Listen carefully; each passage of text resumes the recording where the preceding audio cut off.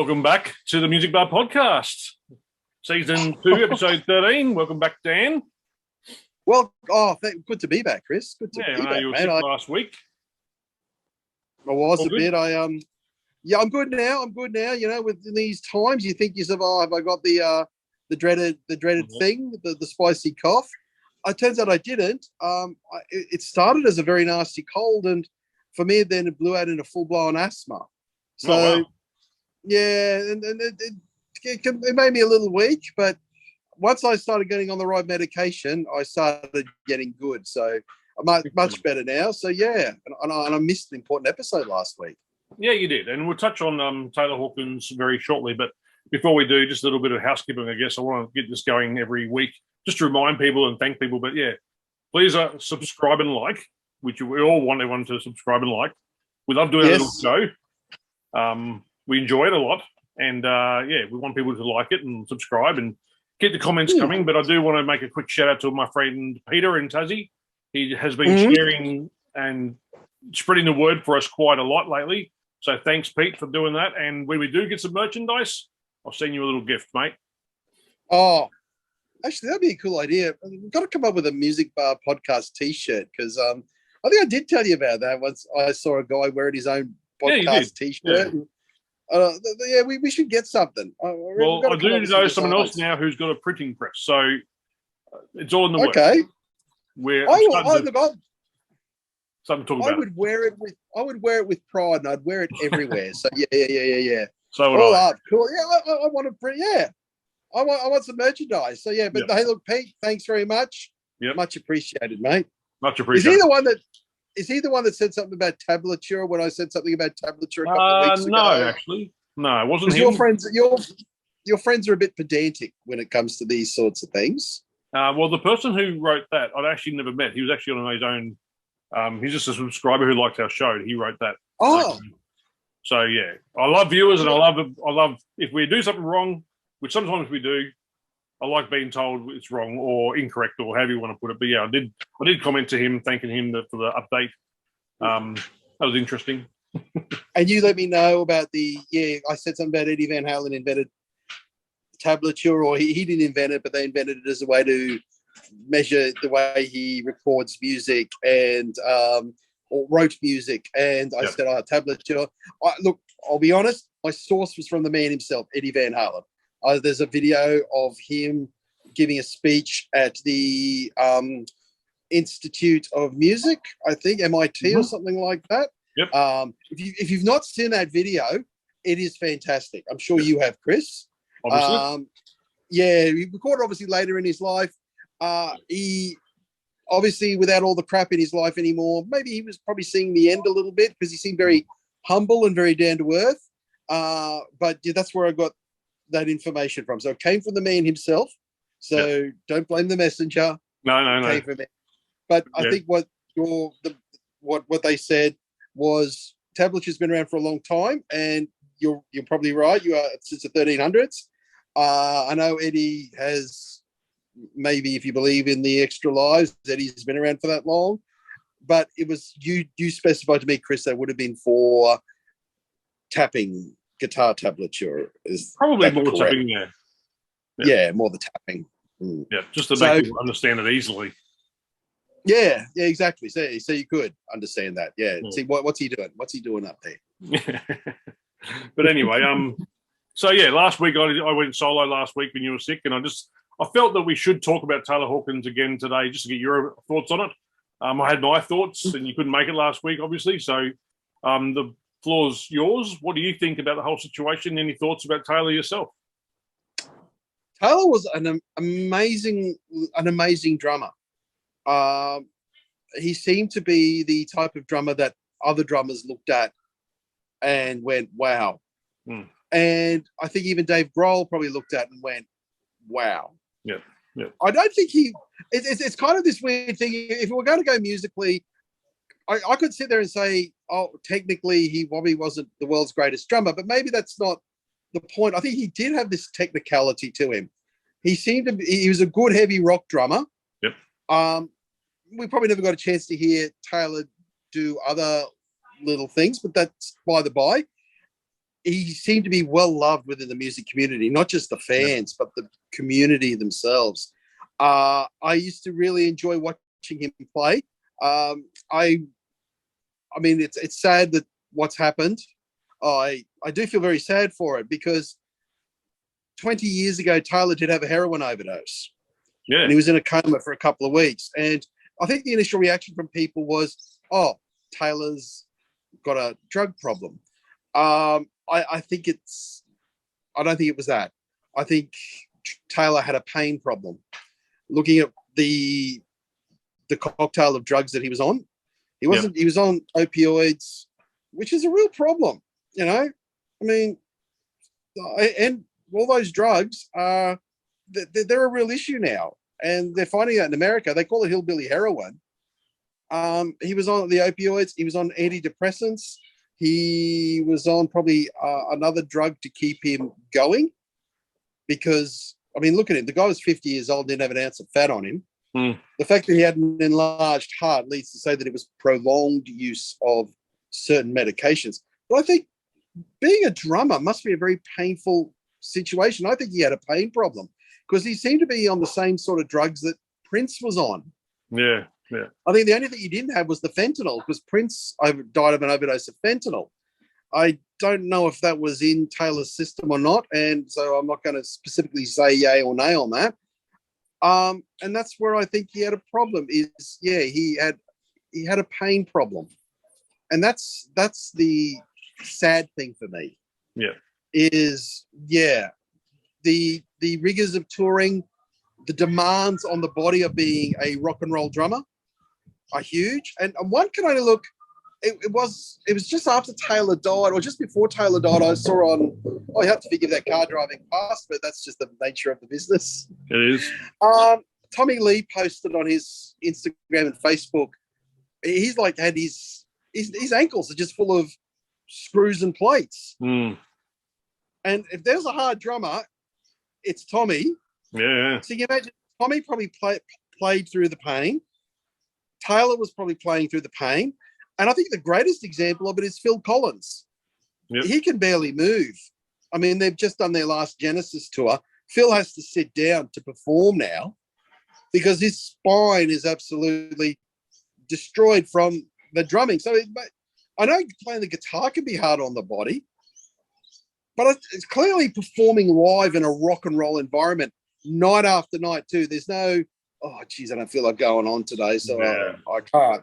You know, when you got 10,000 people out there who've paid their money and a promoter, and the thing is, you cancel a show, it's a lawsuit. Do you know what I mean? Yep. They have to play through the pain. So that's where I felt really sad for Taylor. I thought, this is clearly a guy who had so much left to give. And seeing the footage from a couple of nights before when he sang Queen's Somebody to Love, did you see amazing. That? What? The guy could sing like nothing on earth. Yep. The guy could sing like nothing on earth, and yet he had a talent. He was a musician, and it was through him, and for him to go, well, yeah, I get saddened by it. I'm glad he didn't. If he was to die, he didn't die by his own hand. That to me is worse. But the fact that this was probably an entirely preventable death is another thing. Yeah, I don't think they've released an autopsy yet, have they? No. Well, where did he die? Colombia, didn't he? He died in Colombia. The Colombian government said his heart was big, his heart was enlarged. I mean, double the size. That's a prolonged use of certain chemicals in certain ways. You know, the enlarged heart. Whether it could have also been he might have had a defect in his heart. He seemed to be one of those drummers that couldn't sit still, like Tommy Lee. You know, that same build, you know, that tall, skinny string bean kind of thing with energy to burn. Yeah. I remember watching this Jane's Addiction video of them live, and during the drum solo in 3 days, Taylor got up and started playing the drums alongside Stephen Perkins, not on a separate drum kit. He had a set of drumsticks and was hitting the drums with Stephen Perkins. No way. If you've not seen that, Chris, try and check it out. Well, I think it was on Amazon Prime. There's a Jane's Addiction live video from Lollapalooza. Yeah, and Taylor Hawkins gets on there with them. And there was a real bond between Perry Farrell from Jane's Addiction. Said Taylor was his best friend, and there's photos of them surfing together. And Taylor last message, I think the last person he left a message with was Perry. And it's like Taylor was like, everyone liked him. Everyone was ringing him and texting him and things like that. And yeah. And for the Foo Fighters fans, you know, I mean, the shows have been cancelled for the tour for the rest of the year. You shouldn't speculate. It's hard to know what's going to happen with the Foo Fighters in this regard. Yep. Dave's lost another very good friend. Yep. Another, yeah. I think it's the life. It is the world. You do lose your friends a bit in the world of rock and roll. Yeah. You know, you and I haven't lost friends in the same way that people in rock and roll do. The real world has a different. It's a different world. It's a different universe that they fly in. So and they do. They fly in a different universe. But if the Foo Fighters were to carry on, and you can always sort of say, oh, who would do the drumming? There's only one drummer in my mind, and that would be Stephen Perkins from Jane's Addiction. Yeah, because you can see the kinship. You watch them play drums together. And I recommend it, Chris. You watch it. Yeah. You watch them play drums together, and you'll see there's only one. The only other one is Tommy Lee, and you know Tommy would put his hand up and do it in a heartbeat too. So Mike Portnoy. He's a bit too technical for probably them. Yeah, 17/8. I don't think there's any Foo Fighters songs in 17/8 time. We'll talk about that a bit later. Yeah. Just quickly, I've watched a few Taylor Hawkins videos recently. Just in the last week, they posted them for him at home, and he's sitting in his music room, and there's pictures of music and Eddie Van Halen and all these rock bands all over the walls. And the saddest thing about the whole thing is obviously he's lost his family, but for us, you just know he was a lover of music, and it's just someone like that who had another band going with Dave Navarro as well, and you know, it was like he was just starting out on his own, and it was just working towards something bigger for himself. And to lose that kind of person who loved music and everybody loved him. And I saw a live clip the other day of the Chili Peppers playing live, and they had Taylor written on the drum head of the bass, and a lot of bands are doing that now, just Taylor written there. So he was liked by so many, loved by so many, and it's really, really sad. So yeah, definitely. But, yeah, definitely. But as you said, yeah, he was a fan of music. He was a musician, but an absolute, like, he loved Queen. And I can't remember who the other band was that he loved, but the Queen, and there was one other band that were his two favorite bands. And yeah, absolutely. Yeah, absolutely, man. Absolutely. Off that for a second, but thank you for your input. Couldn't be last week. I want to have a sit. I want to have a lie down now. That was a bit sad. It was a bit. I mean, yeah, but it does. You know, I really felt it. Speaking out loud, you know, they have an effect on us. These musicians do. Oh, for sure. They really do. Have you, next subject kind of thing or topic, did you watch any of the Grammys? Absolutely not. I actually forgot they were on. I was with my mum. I've had a very busy week with work and family. And my mother said something about, I have the Grammys on soon. And I went, oh, yeah. And then I saw you post me that thing from Mike. Was that Mike Portnoy who accepted the award? No, it was Dream Theatre. John Petrucci accepted the award for Dream Theatre. Me. For best metal performance. And that's what I kind of went, oh, the Grammys are on today. Yeah. So no, I did not. But what did something jump? I mean, you know what? I haven't been interested in the Grammys in years. They just treat rock and roll like it's nothing. Yeah, and I didn't watch it either. I saw a few things on like the John Petrucci thing with Dream Theatre winning that award, and I messaged you because I was actually quite amused by it. Did you watch actually his speech? Yeah. Yeah, so he comes on the show. For those who didn't see John Petrucci from Dream Theatre accept the award, when Dream Theatre started coming out, people were saying to them, stop making these long songs and so we got time signatures. And he announced that the songs are getting longer in some of these ways and the song they won was quite long, but the time signature just blew me away. The whole song was in 17/8, and I don't think there's many musicians who could probably comprehend that, who even sitting in the audience that day watching him. Yeah. You know, I think most of them would have went, "What? There's a different time signature." What? I live in a world of auto tune where everything is quantized. There's 17/8 time. Exactly. No. So, hearing that made my day, to be honest. I was so happy to Dream Theater won, but the fact he mentioned that kind of thing to a live audience of musicians, just like, yeah, it's great. But yeah, no, I didn't watch it either. I've heard pretty bad things about the whole thing. There's a lot more guitar playing. What's that? There's a lot of guitar players, like bands playing, not so much hip hop and everything, which was kind of nice to see. Lenny Kravitz got up with a lady who plays guitar called Her, which I don't actually know, but they rocked out a couple of songs. But yeah, what were you going to say? Sorry. I was going to say what I liked is when you did send me that piece of footage, and you said check out the time signature. Yep. And so when he was walking up to the stage, they were playing that particular track. So I was listening to it, thinking, all right, here it is. Oh yeah. Oh yeah, there it is. Yeah. Nah, that's not in 4/4, is it? Nah, that's nah. He's going one more at the end there just to throw you all. So now it's no longer 16. It's 17/8, or it's no longer at 8/4. Whatever it is in. You know, it's all those polyrhythms and all that sort of stuff. So yeah, I kind of went, no. Yeah, no, it was good. I gave you some homework, I think today or yesterday. Did you do it about Def Leppard? Now I have heard this new Def Leppard song, Kick. You have? Yeah, I heard it when it first came out. Right. So everyone who doesn't know, Def Leppard's released a new album. Well, no, they're releasing a new album in the 27th of May. They've released a new single so far off that album. Now, 15 songs on this album, and number 2 is a song called Kick. What are your thoughts on the song called Kick? Not bloody much. That's a bit of a problem.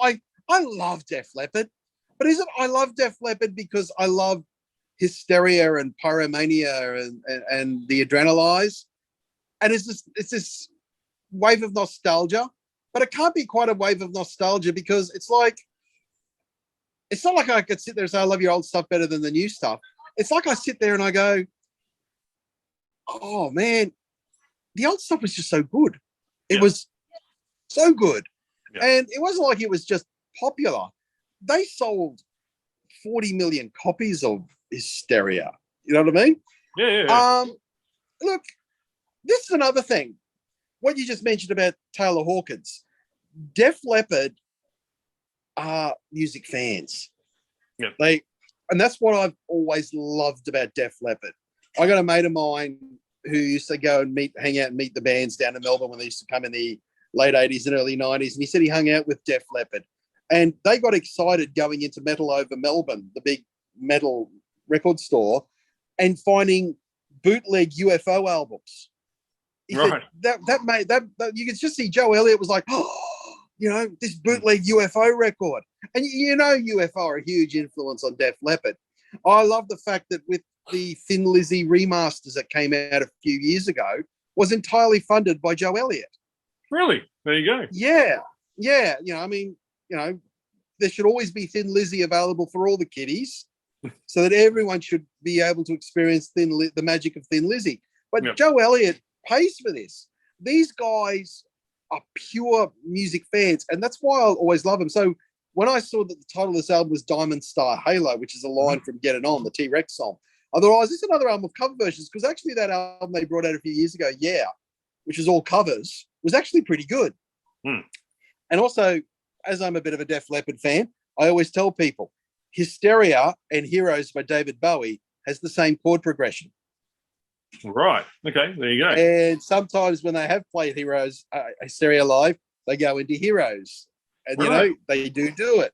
So it wasn't just a thing me being a smartass. They really acknowledge, and on Rocket, it's all the references to all the bands that they love: Iggy, Ziggy, Major Tom, all that sort of stuff. But I just felt, and I think this whole thing where they're all recording separately now just doesn't sound like the band is in a room recording. But they all live in different parts of the world. Well, I saw it on YouTube the other day. I was sitting on the couch with my wife, and we're sitting there watching this, and I saw, hey, Def Leppard's got a new song. Let's listen to it. And I'm sitting there, and I'm like, halfway through, I looked at Lex and said to her, this is the most boring song I've heard for so long, and she totally agreed. And she's not a music fan like I am, but how boring was Kick? Yeah, that's his first single off this album of 15 songs. What is going to come in the future? I have no idea. But in saying that, you and I are going to go see them in concert when they come out on the big stadium tour. Oh, yeah. And we'll hear the new songs.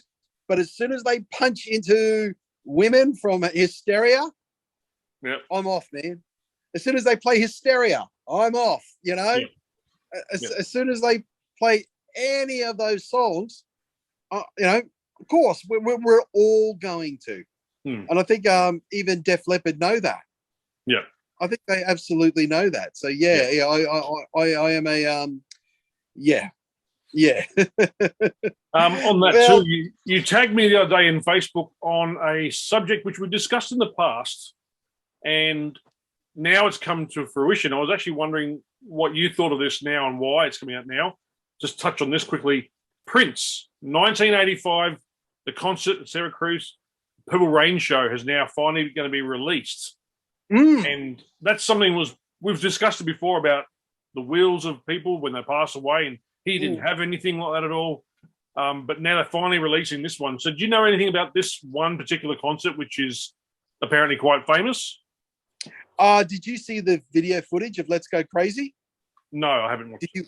Oh, watch it, Chris. It's like, that's where you sort of go, oh my God, what an amazing performer. What an amazing guitarist. What an amazing everything. Yeah. I had heard of this Syracuse concert because Prince did record every show he did. This is one that was professionally filmed. They never released it. It was all meant to be released as part of a concert video or DVD, you know, and it never saw the light of day. Once again, Prince obviously just went, nah, whatever. And it was at the height of the Purple Rain stuff, which, you know, was when he literally, next to Michael Jackson, he was like the biggest. He was crossed that boundary of pop and rock at that stage. You know, he was doing pop songs with these crunchy guitar solos, note perfect stuff. And the band was always in precision behind him. There was no, his band was tight as a drum. And I watched that Let's Go Crazy, and I just kind of went, oh my God, that's incredible. That's one of the best things I've ever seen. And that's why I tagged you on it, hoping you'd seen it. But yeah, look, I'm actually looking forward to watching this. Yeah, I think it'll be good. This is something, I'm actually really looking forward to watching this particular show. I think it's going to be, I don't watch a lot of the live stuff anymore. The fact he's no longer with us, and I'm sure there's plenty of live shows of Prince and everything like that, but just to watch him in the Purple Rain stage, and actually, you reckon that was his prime? Prime. Yeah. I personally think that period, there's a few artists like probably have that one moment, but Prince from about 1983 when he brought out the 1999 album, and I mean a little bit before that, right up through till about 1988. In 87, he brought out this double album called Sign of the Times, which is every bit as good as Purple Rain. And that's what I mean. He wasn't just resting on one laurel. He kept going, and he kept pushing himself. And if I probably would had to pick a Prince album, it would be Sign of the Times for me. Right. It would absolutely be Sign of the Times. Fair enough. So, yeah. Looking forward to it. Oh, you got to watch it, man. I'm looking forward to it too. I'm looking forward to seeing it. And, if they've done, looking at the video quality, they've gone through it pretty well and remastered it very well. So, here's hoping that the Prince estate is doing the right thing by the material, which they seem to be, which is a good thing. Yeah. But as we mentioned a couple of podcasts ago, if he didn't want it released, he didn't want it released. But, you know, that's I think the world needs a bit of Prince. I you know what? I was thinking that the other day. Chris. I thought that exactly. I thought with everything that's going on, I think we need a little bit of Prince. Yep. If there's an artist we miss in this world, it's Prince. We need a little bit of Prince. I think we need a bit of Prince. Mm. You also tagged me in something which I've never heard of this band before. Apparently, they're quite big and a lot of rockers know them. But there's a new doco coming out. We saw the trailer the other day, went for 7 minutes. A band called Failure. This was my cool thing. If I'm going to step in a cool thing, I was going to say, did you see that? Oh, really? I thought it was some elaborate April Fool's joke. When I first saw this trailer, I thought, oh, this is some elaborate April Fool's joke. You know, all these, I mean, we're talking really top musicians, you know, the guys from Mastodon and Tool. Maynard, Tommy Lee, Troy Sanders, name a few. Tommy Lee, when Tommy Lee's like, oh, yeah, man, Failure. And I'm thinking, this is some elaborate joke, April Fool's joke. So I did some investigation. I found, no, these guys are a real band. Yeah. And I started listening to them, and I'm like, one of those bands is like, well, where have you been all my life? Really? So you like it? Oh, definitely. I don't mind the space rock kind of thing, but this is good stuff. This is really, and I was going to say that my cool thing for the week is this trailer, you know, these guys' Failure. But we've jumped the gun a little bit here, but yeah. Well, it was a 7-minute trailer, which you never saw. You don't see 7-minute trailers very often. And it was actually quite enticing to watch the whole thing. So I'm looking forward to seeing it now too, to be honest. But just thought I'd mention that to see if you'd actually heard of them before, because I have never heard of Failure. And it just blew my mind that all these guys pulled them up on a pedestal. I'm like, it was like, but yes, one of those bands. You're like, who the hell are these guys?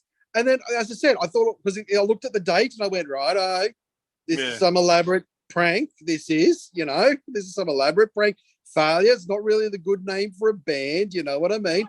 But I went on to Spotify and they had a whole discography going back to 1994.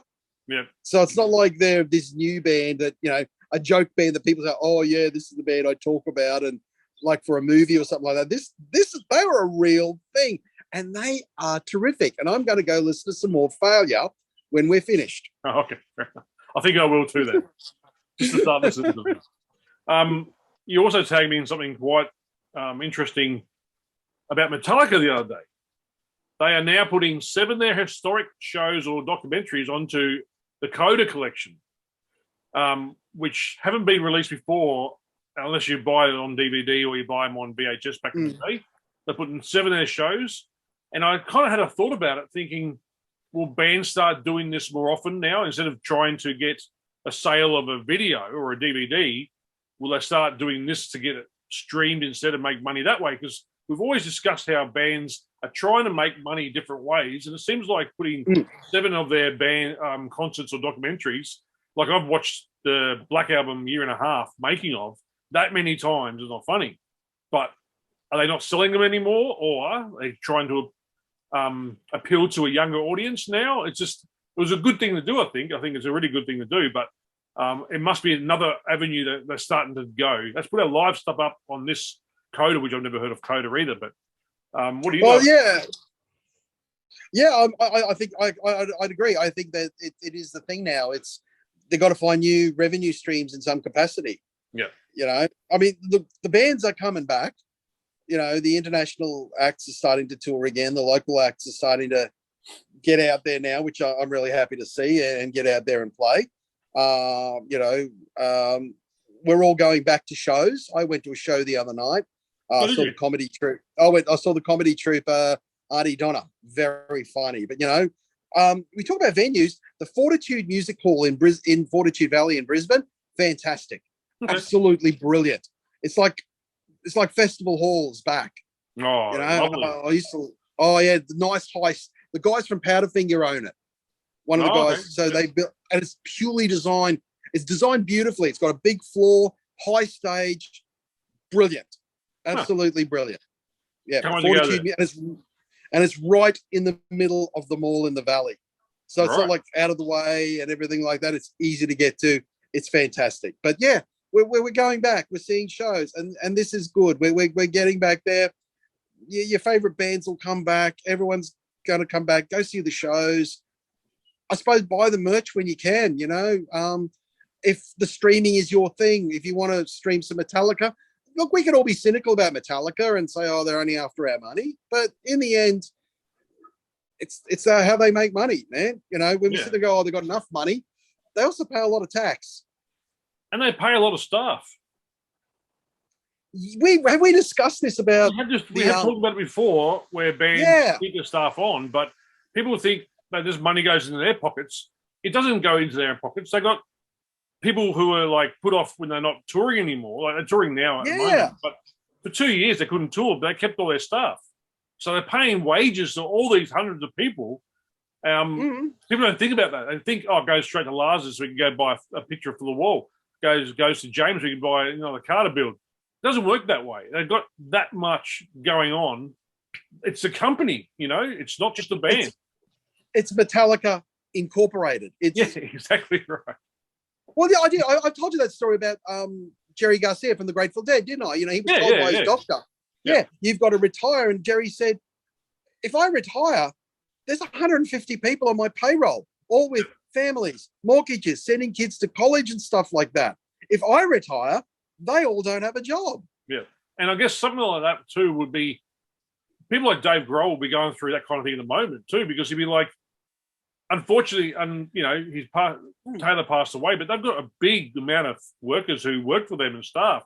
So they're all now without jobs pretty much because no one knows what's going to happen with them. So it's unfortunate when things like that happen. You would be sitting there saying, oh, I wonder if I have a job. Yeah. I wonder if, I'm sure there's, and because they're a company, the internal memo goes out. Rest assured, you guys all have your jobs, and until further notice. But does Dave split up the Foo Fighters, or does he look at it and say, well, there's 6 guys in this band, 7 now with a keyboard player, plus they have backing singers, and as you said, they probably employed about 200, 300 people. Yeah, especially when they're touring like they were in South America. It's a big ask. Yeah, I remember a guy from Sony Records saying to me once when Bruce Springsteen came out to Australia, the entourage was 200 people. Crazy. Bruce Springsteen, Yeah. So, and they've all got to be paid. Yeah. So I think, like I said, they've got to put their music somewhere for people to watch. Streaming's the way to go. Let's just do it the way they're doing it. We need to make more money just to pay things. Plus, it helps re-recording the track. Plus, all the vinyl's coming back, so they've bought their own printing press so they can make their own vinyl. It all costs money, So, I think it's a great thing. Plus, we get to see all these concerts, which were hard. Some of them, I think, one was in France and one was in Mexico. They're releasing them now. They're quite hard. The Mexico City one. The Mexico City one, that was on Live Shit Binge and Purge, wasn't it? I think so, yeah. So only the fans who bought the box set got it. Yeah, and that was a fair, so that concert's now available, obviously, for streaming and stuff like that. Yeah. Yeah. But, it's been a very interesting couple of weeks of music.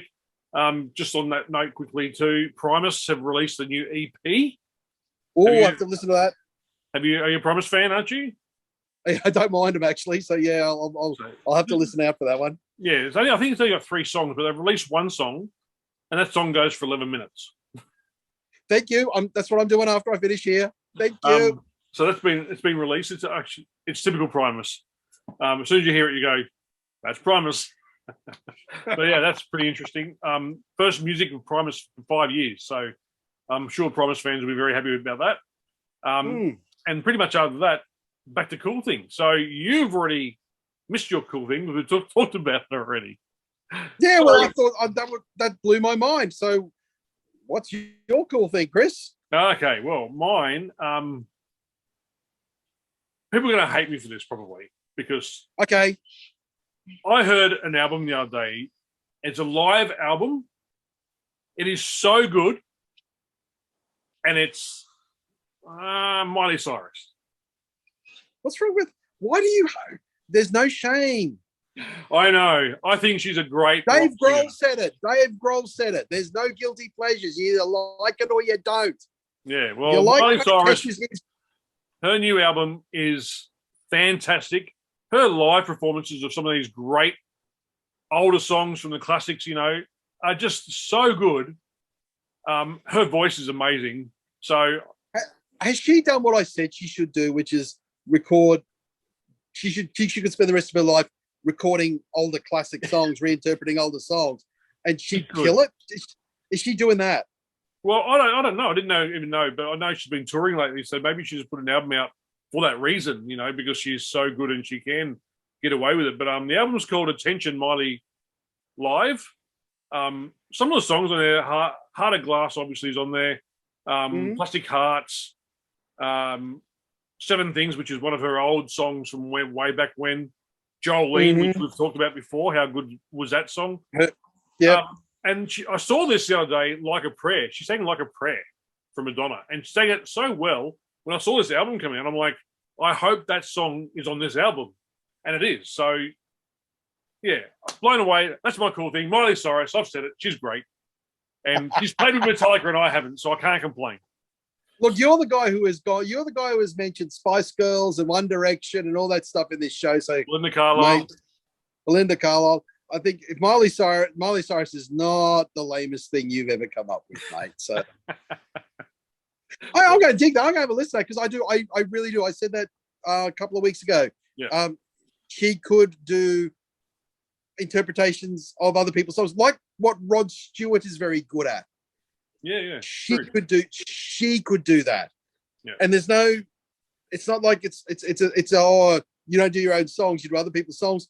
It's no shame in it because if you could do really good interpretations of other people's songs, that's an art into itself. It is true. Now, what's your cool thing? We're running out of time here. Got 3 minutes. I just told you it was failure. Now I've got to come up with one off the top of my. Well, that's what you'll stick with. That's all right. That's no problems.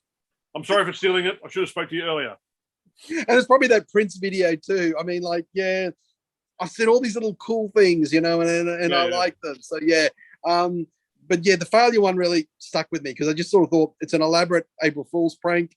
And then I went, oh, wait a minute, this is a real thing and it's actually very good. But the Primus one, I'm going to have a listen to that. 11 minutes. Speaking of April Fools, did you see them announce a new singer for Motley Crue? Oh, did they really? What was it? I can't remember his name, but that was an April Fool's trick. And everyone fell for it. And it made me laugh. Because most of the comments were like, finally. They're not going anywhere without Vince. They know it. No way would they tour without Vince. No way. They're not doing it. They're gonna drag Vince over that line, kicking and screaming. Yep, they will. They should bring him through the doors of a gym first, and then a singer lesson, and then go. But yeah. Yep.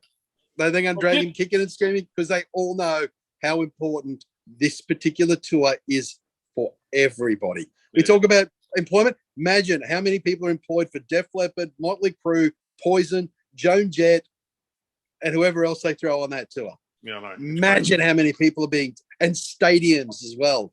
Yeah. Imagine it. Yeah. The jobs that tour would generate is huge. Yeah. All right, we've got to go. It's time's up. But thank you for again joining us here on the Music Bar podcast. And thank you for joining us.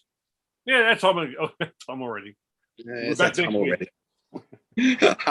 Till next week, everybody. See you later. Bye.